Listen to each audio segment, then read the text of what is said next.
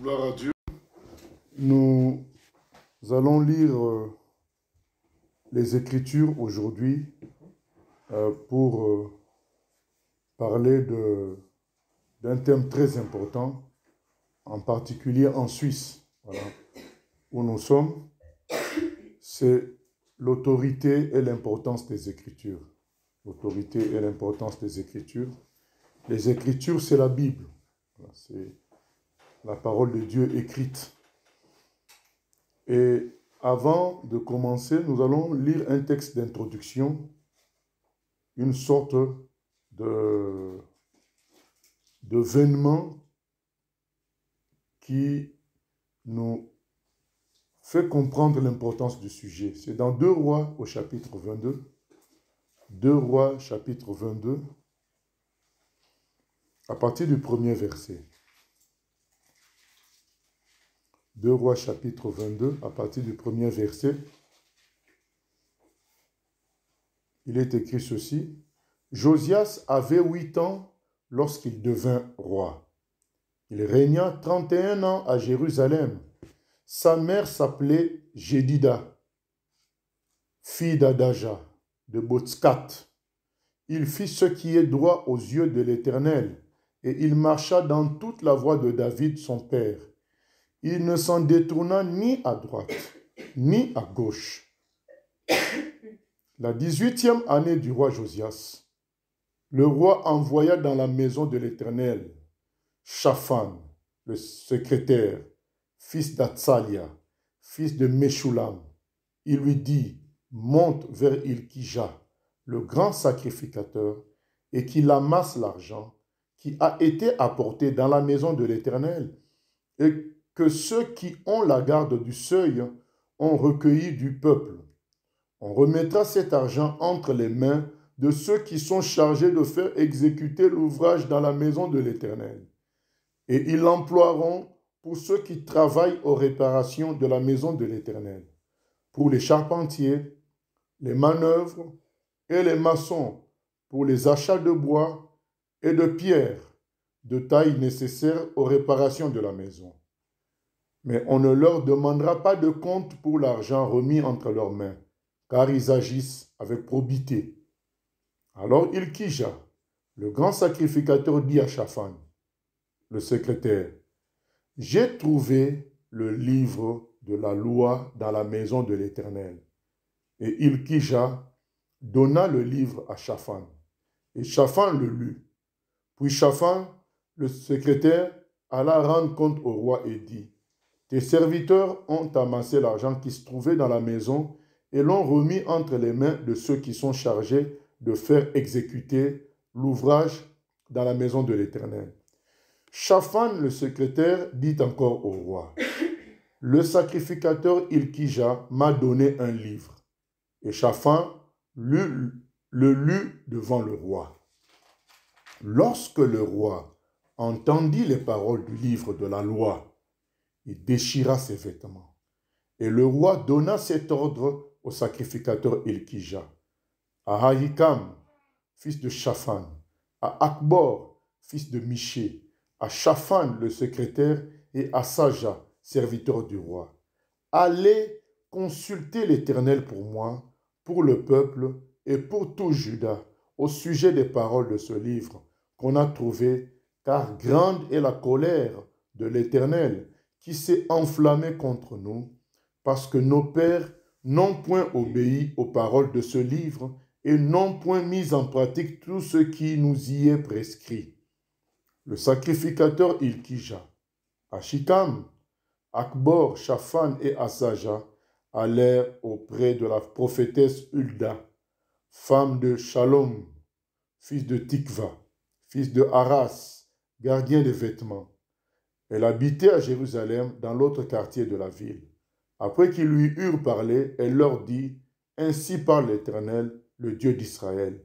Dites à l'homme qui vous a envoyé vers moi, « Ainsi parle l'Éternel, voici je veux faire venir des malheurs sur ce lieu et sur ses habitants, selon toutes les paroles du livre qu'a lu le roi de Juda, parce qu'ils m'ont abandonné et qu'ils ont offert des parfums à d'autres dieux, afin de m'irriter par tous les ouvrages de leurs mains. Ma colère s'est enflammée contre ce lieu, et elle ne s'éteindra point. Mais vous direz au roi de Juda, qui vous a envoyé pour consulter l'Éternel, ainsi parle l'Éternel, le Dieu d'Israël, au sujet des paroles que tu as entendues, parce que ton cœur a été touché, parce que tu t'es humilié devant l'Éternel en entendant ce que j'ai prononcé contre ce lieu et contre ses habitants, qui seront un objet d'épouvante et de malédiction, et parce que tu as déchiré tes vêtements, et que tu as pleuré devant moi, moi aussi j'ai entendu, dit l'Éternel. C'est pourquoi, voici, je te recueillerai auprès de tes pères. Tu seras recueilli en paix dans ton sépulcre, et tes yeux ne verront pas tous les malheurs que je ferai venir sur ce lieu. Ils rapportèrent au roi cette réponse. Voilà, cette histoire est révélatrice d'une réalité que nous voulons partager, c'est que les Écritures sont très très importantes. C'est la parole de Dieu. C'est ça qui est primordial dans le fonctionnement avec Dieu. Dans cette histoire, nous voyons trois personnages qui dirigeaient le peuple d'Israël. C'était le roi, le prophète et les sacrificateurs, entre autres le souverain sacrificateur. Dans cette histoire, on voit la présence de ces trois-là, de ces trois bergers du peuple d'Israël, des gens censés les conduire selon le voie de l'Éternel, le voie de Dieu. Ils sont là. Plus encore, il y a aussi le temple de Dieu. Donc, qui est là encore? Qui n'a pas été encore détruit? Donc, il y a finalement quatre éléments. Les trois bergers d'Israël, les trois oints, parce qu'à l'époque, on mettait l'huile d'onction que sur eux, sur le roi, le prophète et le sacrificateur. Il y a les trois, il y a le temple, mais qu'est-ce qu'on lit? On lit que malgré ça, les gens se sont éloignés de Dieu. Dieu dit au verset 16, « Voici, je vais faire venir des malheurs sur ce lieu et sur ses habitants selon toutes les paroles du livre qu'a lu le roi de Juda, parce qu'ils m'ont abandonné et qu'ils ont offert des parfums à d'autres dieux afin de m'irriter par tous les ouvrages de leurs mains. » Donc, malgré la présence de ces trois ministères et du temple, les gens étaient dans l'erreur. Les gens étaient dans la fausseté. Il y avait une prophétesse, on a lu, Hulda. Il y avait le souverain sacrificateur, Ilkija. Il y avait le roi lui-même. Mais il n'y avait pas les Écritures. C'est dans le but de restaurer le temple que le roi envoie des gens pour commencer à restaurer l'édifice. Pendant ce travail-là, il découvre les Écritures. Donc, pendant des années, ces gens-là évoluaient dans le temple sans Écriture, sans la loi de Dieu. Donc, ils évoluaient par des habitudes qu'ils avaient prises par le passé. Ils évoluaient par les connaissances qu'ils pouvaient encore garder dans leur tête. Mais il n'y avait pas le livre de la loi. Il n'y avait pas les Écritures. Conséquence, ils se sont égarés complètement. Complètement. Comme quelqu'un qui conduisait un véhicule, il tourne le volant petit à petit, il sort de la route petit à petit. C'est comme ça que ça leur est arrivé. Il y avait les trois ministères. Il y avait le temple, mais il n'y avait pas les Écritures. Donc du coup, c'était au jour le jour comme ça. Il y a une prophétesse qui va parler aujourd'hui, et puis le roi va faire ceci, et le souverain sacrificateur est aussi là, il fait ses rituels habituels. Mais l'absence des Écritures a fait qu'ils se sont complètement trompés. Et quand ils découvrent les Écritures, Josias est dépassé par tout ce qu'il lit. Et il dit, allez chercher quelqu'un qui peut me parler de la part de Dieu. Avec tout ce que je lis, Donc, on a gaffé terriblement. C'est lui-même qui le dit. Il est écrit, le sacrificateur, quand est-ce qu'il déchire les vêtements verset 11, lorsque le roi entendit les paroles du livre de la loi, il déchira ses vêtements. Il déchire ses vêtements parce qu'il se rend compte qu'ils se sont trop éloignés, trop éloignés. Et c'est un des fléaux un des malheurs de notre époque, c'est que les églises, les chrétiens se sont trop éloignés des Écritures. Mais la différence qu'il y a avec eux, ceux qu'on lit, ceux dont on lit l'histoire dans les Écritures, c'est que eux, ils n'avaient pas. Physiquement, c'était enfoui quelque part, ça a été négligé. Bon, on peut leur charger du fait qu'ils ont négligé pour que ça soit enfoui quelque part, ça soit caché. Ils ont dû négliger les Écritures. Du coup, ils ne les retrouvaient plus physiquement. Et ils se sont carrément égarés. À notre époque, les Écritures sont là physiquement. Mais il y a une négligence des Écritures, une façon de les concevoir et de les vivre qui n'est pas celle que Dieu veut réellement, s'il veut habiter au milieu de nous, faire des exploits, montrer sa gloire aux nations. Nous sommes presque dans la même configuration. C'est ça la réalité d'aujourd'hui. D'où l'importance, bien-aimés, qu'on en parle à nouveau, revenons aux Écritures, considérons les Écritures comme étant la parole de Dieu, l'autorité suprême en matière de foi et de doctrine, c'est les Écritures. Parfois, beaucoup de chrétiens, quand on leur dit quelque chose, ils disent, mais non, mais notre pasteur n'a pas dit comme ça, notre pasteur a dit ceci, voilà. Un tel prophète a eu telle révélation, un tel a eu telle vision, il y a eu ceci, mais on ne cite pas les Écritures.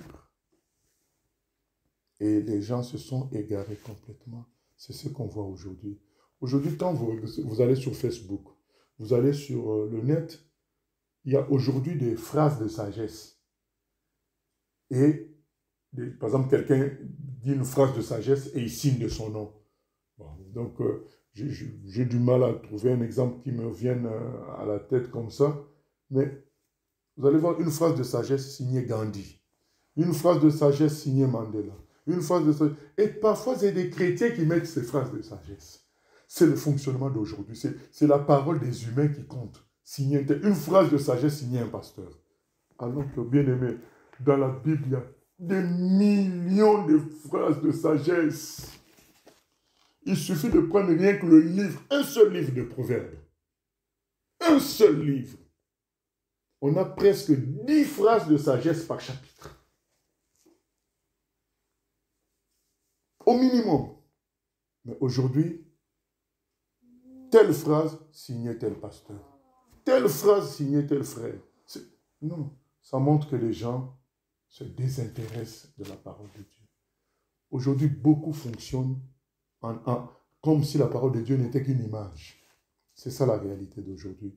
Et donc nous voulons faire ces deux séances pour remettre la parole de Dieu, les Écritures au centre de toute chose. Bien sûr, les Écritures étant la parole de Dieu écrite. On veut remettre ça au centre de toute chose.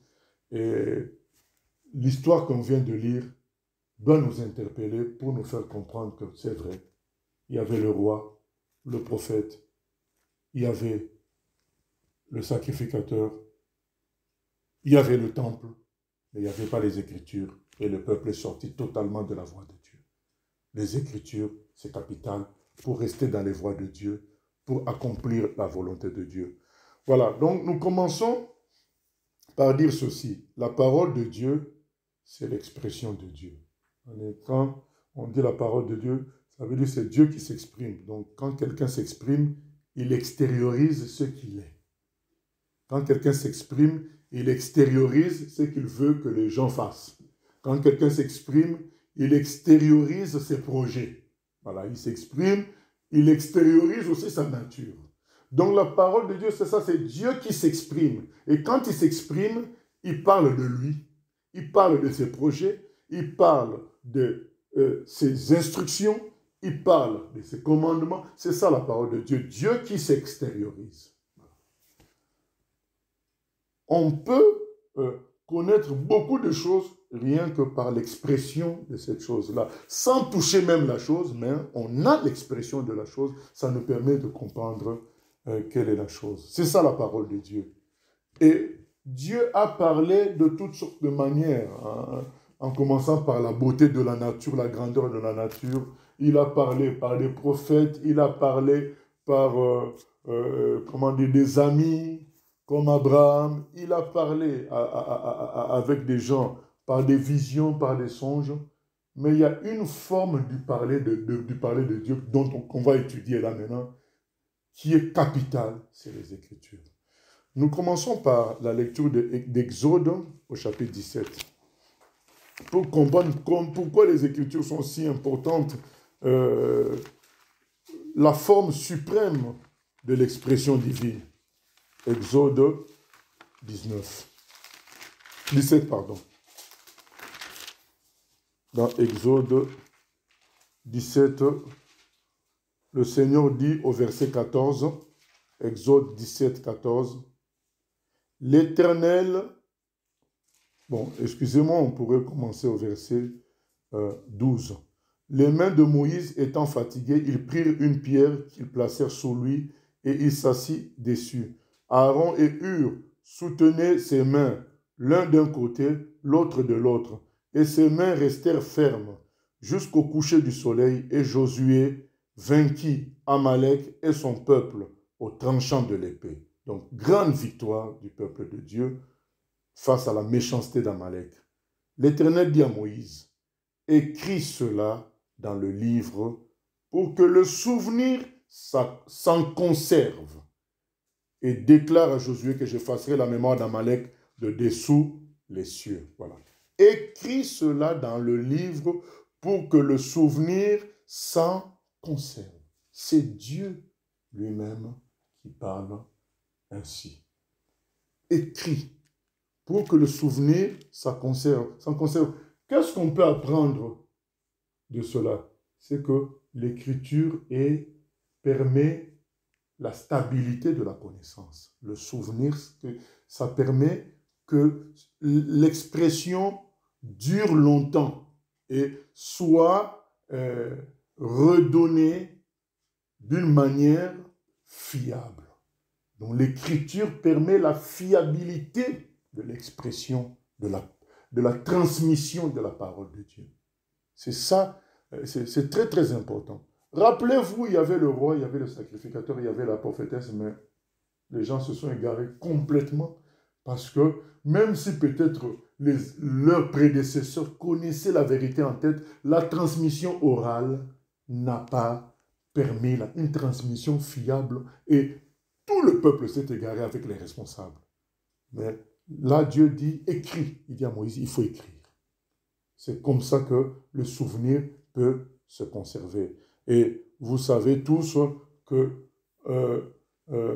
Dieu lui-même aussi a écrit les tables de la loi. C'est lui qui a écrit. C'est écrit du doigt de Dieu, c'est dit les Écritures. On ne va pas lire tous les versets, mais Dieu le dit. On va lire surtout le contenu pour comprendre l'autre rôle des Écritures. Donc on a dit que les Écritures permettent la fiabilité. Mais nous lisons aussi dans Exode 20, cela permet la fiabilité de la transmission. Dans Exode 20, il est écrit ceci. Alors Dieu prononça toutes ces paroles en disant, je suis l'Éternel ton Dieu,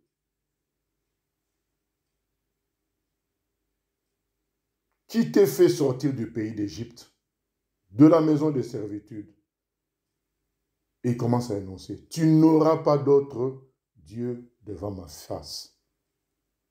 Qu'est-ce que Dieu est en train de faire là avec les enfants d'Israël en énonçant toutes ces paroles qui vont être écrites par la suite par son instruction à lui?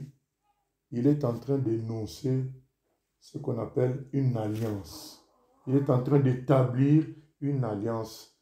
En termes modernes, on peut dire un contrat. Il établit un contrat entre lui et les enfants d'Israël. Et le contrat le plus important, le plus solide, parce que c'est ça notre titre, l'autorité et l'importance des Écritures. Le contrat qui fait autorité, c'est le contrat écrit. Là où il y a les clauses qui sont bien décrites, fixées par écrit, et les signatures de deux contractuels, de personnes qui font le contrat. Donc, il y a leurs deux signatures. C'est ça, le véritable contrat. Et donc, en quelque sorte, Dieu voulait solidifier son contrat, sa relation avec les enfants d'Israël par ces écritures-là. Il était déjà en relation avec eux.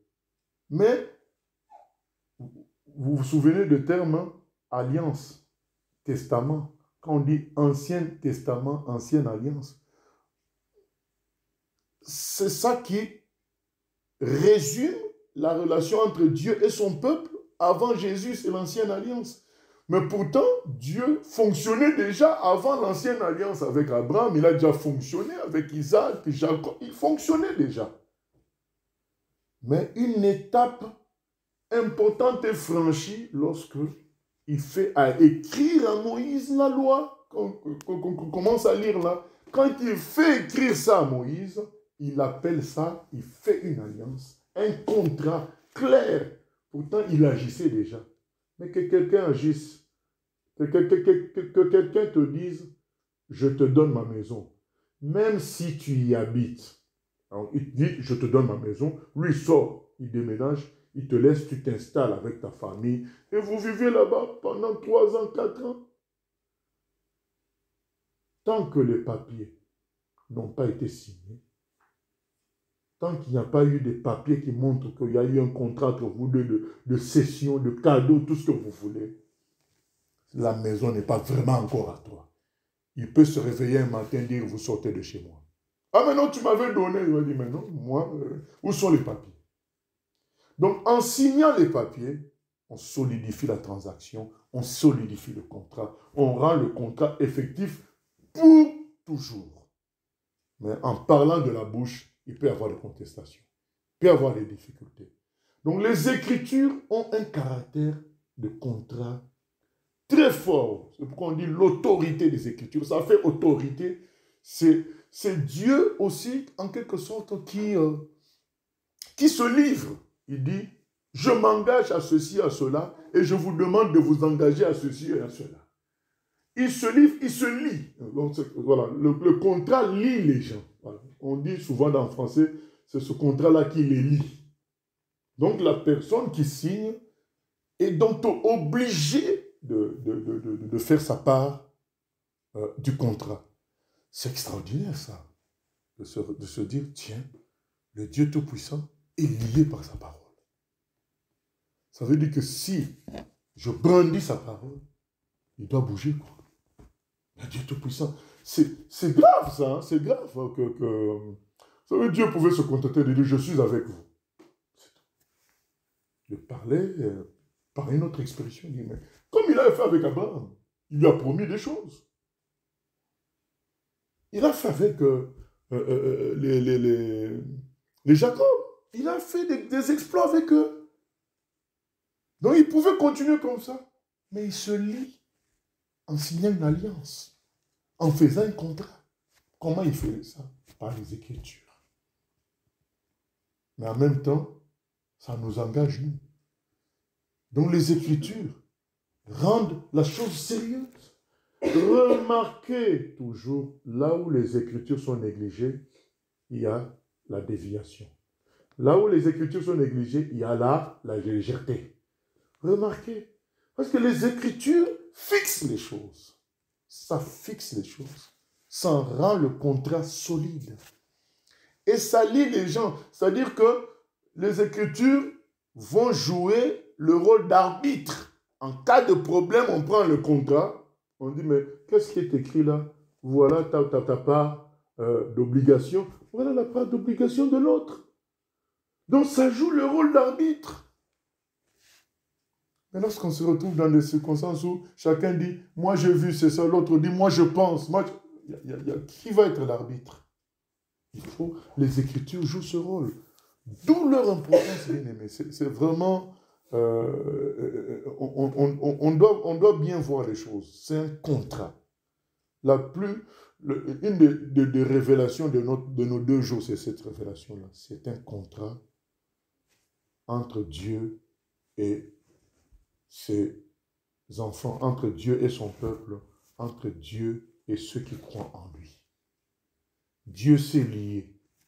Aujourd'hui, on peut brandir les Écritures devant Dieu pour dire, ben voilà ce qui est écrit. Tu t'es engagé à ça. Si tu ne fais pas, dis-moi pourquoi tu ne fais pas. Les Écritures, c'est capital. Et c'est ainsi que par la suite, quand Jésus vient, Jean dit dans Jean 1, 17, il dit, la loi a été donnée à Moïse, donc l'ancienne alliance, mais la nouvelle alliance est venue par Jésus. La grâce et la vérité sont venues par Jésus. La grâce et la vérité sont venues par Jésus-Christ, c'est-à-dire que le nouveau contrat est venu par Jésus. Un contrat merveilleux, plus excellent que le premier. Le contrat de la grâce et de la vérité. Désormais, Dieu s'engage à nous sauver d'abord et ensuite à nous aider par son esprit à faire sa volonté. Alors qu'avant, on nous engageait à nous comporter selon Dieu afin qu'il répande ses bénédictions sur nous. Là, avec la grâce et la vérité, Dieu envoie sa parole vivante qui est Christ, qui devient la nouvelle alliance. Et à partir de là, nous recevons d'abord la grâce divine et ensuite, par cette grâce, nous pouvons accomplir sa volonté. Mais tout ça a été rédigé par la suite, a été écrit. L'apôtre Jean a dit, tout ceci a été écrit afin que vous croyiez en Jésus et en croyant en lui, vous receviez la vie. Donc c'est ça les Écritures. C'est premièrement, comme on a dit dans Exode 17, pour permettre la stabilité de la transmission, la fiabilité de la transmission de la parole de Dieu. Ensuite, c'est un contrat entre Dieu et son peuple. C'est un arbitre entre Dieu et son peuple. Et ça solidifie la relation entre Dieu et son peuple parce que les Écritures sont là. Ça permet de revenir à l'alliance, au contrat et d'arranger ce qui ne va pas. Donc on l'a vu avec l'histoire de 2 Rois 22, comment finalement ces gens-là se sont perdus parce qu'il n'y avait pas les Écritures. Maintenant, les gens vont poser la question qui suit naturellement, mais pourquoi croire que c'est la Bible seule qui forme le corps des Écritures? Pourquoi la Bible seule? C'est pourquoi nous sommes obligés de dire comment la Bible a été élaborée, afin de dire, mais les Écritures, c'est seulement la Bible. Tout le reste, ça peut être des informations, mais ce ne sont pas les Écritures qui ont valeur de parole de Dieu. Voilà. Parole infaillible de Dieu. Il y a beaucoup d'écrits. Il y a même des gens, des pasteurs qui écrivent. Mais c'est bien ces informations-là, mais elles n'ont pas valeur de parole de Dieu infaillible. Il n'y a que la Bible qui a cette valeur. Donc, nous commençons par dire comment l'Ancien Testament a été construit. Comment l'Ancien Testament a été construit? C'est que la première partie du premier livre au cinquième livre, comme vous l'avez vu Dieu dire à Moïse, écrit. Donc, c'est cette première partie-là qu'on appelle aussi la loi, ou la Torah, ou la loi de Moïse. Mais cette première partie-là, les 5 premiers livres, c'est assez facile à montrer comment Dieu le dit à Moïse et il écrit ça pour sceller l'alliance, pour faire le contrat. C'est le contrat, les 5 premiers livres. C'est le contrat et ce contrat-là va être complété par l'histoire, ce qu'on appelle les livres historiques, l'histoire entre Dieu et son peuple, la marche, la sortie enfin, la création, depuis la sortie d'Égypte jusqu'à la conquête de Canaan. Donc toute cette histoire-là se retrouve dans le livre historique jusqu'à l'établissement des rois et après, finalement, ça aboutit à l'exil. Donc quand les enfants d'Israël partent en exil et quelques événements comme à l'exil sont dans le livre historique, notamment le livre d'Esther, par exemple. Donc, ce sont des histoires qui concernent l'enchaînement qui est venu après la sortie d'Égypte. C'est ça, jusqu'à la conquête, après la conquête, jusqu'à la conquête de Canaan, et puis l'établissement des rois jusqu'à l'exil. C'est ça le premier complément. Ensuite, il y a le deuxième complément, c'est les livres de prière des enfants d'Israël, inspirés par le Saint-Esprit, qu'on appelle les psaumes. Et dans ces psaumes, les psaumes ont été placés dans un groupe qu'on appelle des livres de sagesse. Voilà, des livres de sagesse. Ce sont des livres de louanges, de conseils, de sagesse. Dans ces livres-là qu'on appelle des livres poétiques et de sagesse, contiennent deux livres principaux. Il y a les proverbes de Salomon et les psaumes de David. Les proverbes qui sont des citations de sagesse et les psaumes de David qui sont des louanges, des prières et un mélange aussi, une petite partie de conseils et d'éléments de sagesse et de prophétie. Voilà comment ça complète ce corps-là. Et pour finir, il y a les livres des prophètes, qui sont des révélations que Dieu a données aux prophètes pour ramener son peuple à lui. Et des révélations concernant l'avenir du peuple d'Israël, la venue du Messie et la fin des temps. Voilà, c'est ça qui complète le corps de l'ancienne alliance construit autour des 5 livres de Moïse. 5 livres de Moïse, les livres historiques, les livres poétiques et de sagesse et les livres prophétiques. Alors, comment ça a été constitué tout ça? Il y a un critère qui a été utilisé, c'est qu'on a retenu pour faire l'ensemble de ces livres qu'on appelle canon. Canon vient d'un terme qui veut dire mesure. Donc, c'est l'ensemble des livres considérés comme la parole infaillible de Dieu, les Écritures sans erreur. Pour constituer ça, ils ont utilisé un critère. Le critère suivant, c'est que les écrits qui n'ont pas été écrits en Israël ne devaient pas être retenus. Donc, ils ont utilisé ce critère-là. Donc, tous les écrits qui avaient été écrits par les Juifs dans la partie grecque du continent européen ou asiatique, ou en Afrique, dans le côté égyptien, ces écrits-là n'ont pas été retenus dans le corps des 39 livres de l'Ancien Testament.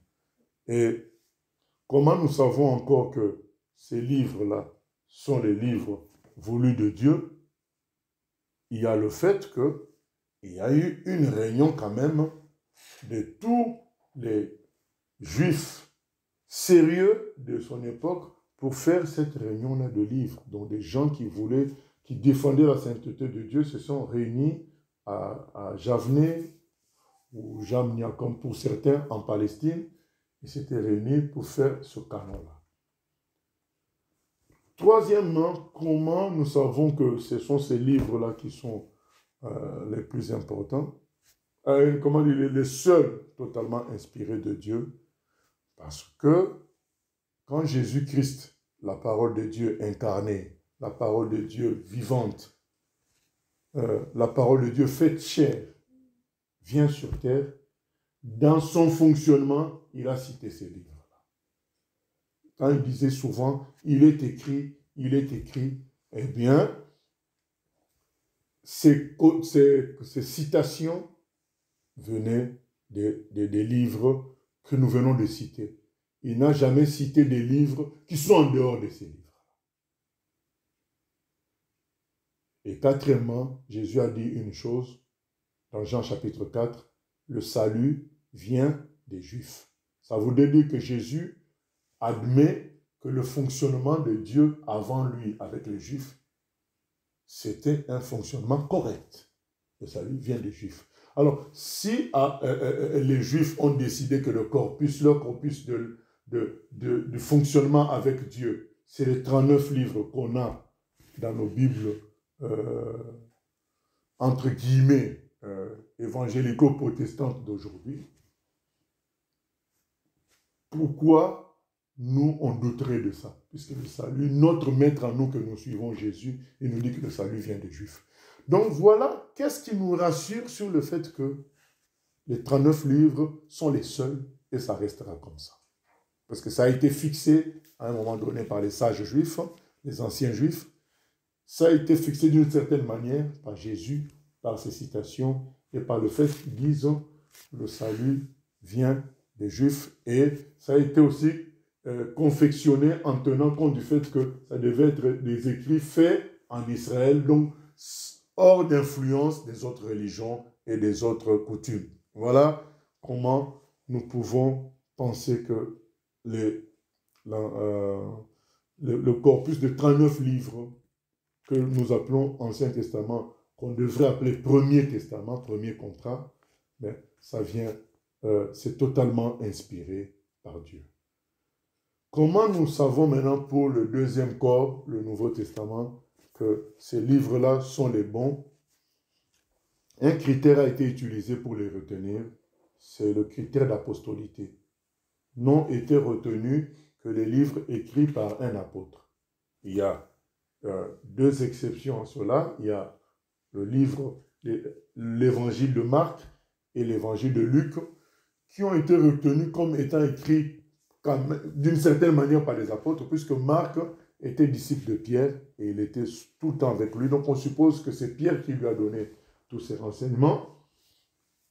Et Luc, lui, il dit carrément dans son évangile que ce qu'il écrit vient des renseignements donnés par ceux qui étaient témoins oculaires, tous ceux qui ont marché avec Jésus, notamment les Pierre, les Jean, les Jacques, Pierre, Jean, Jacques, oui, et les maris, les femmes aussi. Donc il lui dit clairement qu'il a fait des recherches auprès de ces gens-là qui étaient témoins oculaires. Du coup, on met aussi foi à l'authenticité de ce que lui il a écrit. Et ensuite, après les 4 évangiles, il y a les actes des apôtres, écrits encore par Luc, et on met foi en cela parce qu'il était avec les apôtres, et donc il copiait ce que voyaient les apôtres faire. Voilà, il était comme une sorte de quelqu'un qui copie, c'est tout, qui écrit ce que les autres font. Donc et il le dit encore que de la même manière que il a voulu que les gens aient des renseignements sûrs par son premier livre, c'est-à-dire l'évangile de Luc, il l'a fait aussi, les actes des apôtres, et pour le reste, ce sont les enseignements que les apôtres ont donnés pour fixer la doctrine chrétienne et pour finir le livre d'Apocalypse, qui est la révélation de tout ce qui va arriver dans les temps de la fin d'une manière précise. Voilà. Et ce livre finit bien avec un avertissement à ne pas rajouter, à ne plus rajouter des choses. Donc, du coup, tout ça n'a pas été fixé d'une manière ponctuelle, voilà, je parle du corps du Nouveau Testament, comme l'Ancien Testament, les gens se sont réunis, ils ont fixé. Le Nouveau Testament a été fixé progressivement. Au début, naturellement, les écrits circulaient d'église en église jusqu'à ce que les gens décident de réunir ces écrits qui étaient déjà admis par les églises. C'est pourquoi c'est comme ça que nous savons que c'est les bons, puisque ils n'ont pas décidé avant leur propagation de faire ce corps-là. Les écrits de toutes sortes étaient déjà propagés, les épîtres aux Romains, les épîtres, ça circulait déjà, vous vous souvenez, dans l'une des lettres de Paul, il dit à une église, après avoir lu leur lettre, d'envoyer aussi à une autre église. Donc finalement, ça circulait déjà. Donc à un moment donné, les chrétiens se sont dit, il faut qu'on réunisse tout ça. Donc ils ont réuni naturellement ceux qui circulaient déjà. Donc, c'est pour répondre indirectement à ceux qui nous ramènent des évangiles de Thomas, de je ne sais qui, de Barnabé, pour dire non. Ce n'est pas que les chrétiens ont caché quoi que ce soit. Donc, si l'épître de l'évangile de Barnabé ou de Thomas n'ont pas été retenus, c'est parce que depuis longtemps, ça n'a jamais été retenu, ça n'a jamais été lu dans les églises. En fait, on a regroupé ceux qui se lisaient déjà et qui avaient été déjà attestés par des témoins presque oculaires, donc par rapport à leur authenticité. Donc les écrits ont été faits très tôt. Donc du coup, il y avait encore des vivants pour attester de l'authenticité. Donc, pour finir, pour appuyer encore sur le Nouveau Testament, c'est que les traces concernant le Nouveau Testament, la quantité, ce qu'on appelle les manuscrits témoins, la quantité de vieux écrits qui en parlent, elle est très très grande. Plus grande de loin que tout ce que vous savez sur le passé, sur les événements du passé. Ça veut dire, je vais donner un exemple, c'est comme si, concernant le Nouveau Testament, on a dans les 5000 manuscrits témoins, pas forcément complet, des morceaux de manuscrits témoins, mais pour l'histoire comme l'histoire de César, de Jules César, tout ça, on a peut-être 3 ou 4 manuscrits. Mais qui va remettre en question l'existence de César? On n'a presque pas grand-chose sur tout ça. Mais concernant les écrits du Nouveau Testament, on en a beaucoup de manuscrits témoins qui montrent que c'était une réalité, puisque les gens l'ont fait. Et des manuscrits témoins du 4e siècle, hein, c'est du 3e siècle, donc c'est vieux, donc c'est proche des événements. Alors que les histoires comme celles de César et beaucoup d'autres personnes, on a des manuscrits, mais qui sont très loin des événements, même quand ça s'est produit. Donc peut-être 10 siècles après, ou même 12 siècles après. Ouais, donc, même scientifiquement parlant, archéologiquement parlant, côté écriture, les écrits du Nouveau Testament sont les écrits les plus proches du temps des événements et les plus nombreux. Du coup, avec tous ces éléments-là, et avec le livre d'Apocalypse qui vient tout clôturer, on peut dire réellement que c'est le seul qui soit considéré comme la parole de Dieu infaillible, authentique. Voilà comment la Bible a été constituée. Donc, je clôture en disant, à partir de ce moment, nous devons reprendre la Bible comme un contrat entre nous et Dieu, comme un mode d'emploi. Pour monter un meuble, si tu ne prends pas le mode d'emploi, tu peux être un grand technicien et tu vas oublier toujours un petit détail. Il y en a même qui avancent et puis ils s'arrêtent et ils démontent un peu parce qu'ils sentent qu'ils ont pris une mauvaise direction, ils récupèrent le mode d'emploi. Parce qu'il y a des gens qui ont l'habitude de monter, ils n'utilisent plus le mode d'emploi, ils commencent déjà. Mais beaucoup, à un moment donné, ils s'arrêtent, ils dévissent, et puis ils reprennent le mode d'emploi. Ah oui, c'est vrai que j'ai sauté telle chose. Voilà. La Bible, c'est le mode d'emploi dans notre fonctionnement avec Dieu. C'est le contrat avec Dieu. C'est la parole de Dieu transmise avec fiabilité et sécurité. C'est le lien solide que nous avons avec Dieu. C'est les Écritures. Ça engage Dieu. Vous voyez combien ça a une autorité parce que ça engage Dieu. C'est ça qui fait autorité. Aujourd'hui, Dieu, s'il veut vérifier les choses avec nous, il va utiliser les Écritures. Voilà. Nous allons prier que Dieu nous aide à revenir aux Écritures, à reprendre ce contrat. On a négligé le mode d'emploi, on a négligé le contrat et peut-être on a fait beaucoup d'erreurs, beaucoup d'éloignements. Prions vraiment que cette assurance dans les Écritures revienne, la confiance totale en Dieu revienne. C'est la parole de Dieu écrite. Ce ne sont pas des raisonnements humains, ce ne sont pas des écrits humains, mais c'est la parole de Dieu écrite. Prions le Seigneur. Éternel, nous venons prier que tu nous aides à revenir aux Écritures, à les prendre en importance, à les prendre en importance et à vivre d'elles désormais dans notre marche quotidienne avec toi. Seigneur, enlève de nous toute forme de négligence par rapport aux Écritures, toute forme de doute par rapport aux Écritures, que par l'Esprit Saint, nous réalisions combien ça a été un miracle de les regrouper ainsi et combien elles font autorité. Merci Seigneur, car aujourd'hui, chacun fait les choses à sa sauce, parce que tout le monde a négligé la parole. Or, c'est elle qui devait arbitrer les différences. Elle est négligée. Seigneur, que cette négligence cesse. Merci pour tout, mon Dieu. À toi la gloire, la louange, pour tout ce que tu vas faire. Au nom de Jésus. Amen.